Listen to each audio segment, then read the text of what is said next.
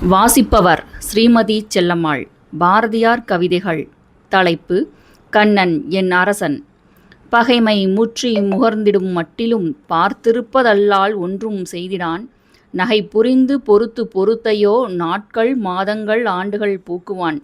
கண்ணன் வென்று பகைமை அழிந்து நாம் கண்ணில் காண்பது அரிதெனத் தோன்றுமே. எண்ணம் விட்டெண்ணம் விட்டு சலித்து நாம் இழந்த நாட்கள் யுகமெனப் போகுமே. படைகள் சேர்த்தல் பரிசனம் சேர்த்திடல் பணம் உண்டாக்கல் எதுவும் புரிந்திடான். இடையன் வீரமிலாதவன் அஞ்சினோன் என்றவர் சொலும் ஏற்றிற்கு நாணிலான். கொல்ல பூதம் அனுப்பிடும் மாமனே கோல் உயர்த்து உலகாண்டு கழித்திட. முல்லை மென்னகை மாதர்க்கும் பாட்டிற்கும் மோகமுற்று பொழுதுகள் போக்குவான். வான நீர்க்கு வருந்தும் பயிரென மாந்தர் மற்றிவன் போர்க்கு தவிக்கவும். தானம் கீர்த்தனை தாளங்கள் கூத்துகள் தனிமை வேங்குழல் என்றிவை போற்றுவான். காலினை கையினால் பற்றி கொண்டு நாம் கதி எமக்கொன்று காட்டுவை என்றிற்றால் நாளிலொன்று பழித்திடும் காணென்பான். நாம் அச்சொல்லின் பொருள் எங்கு உணர்வதே.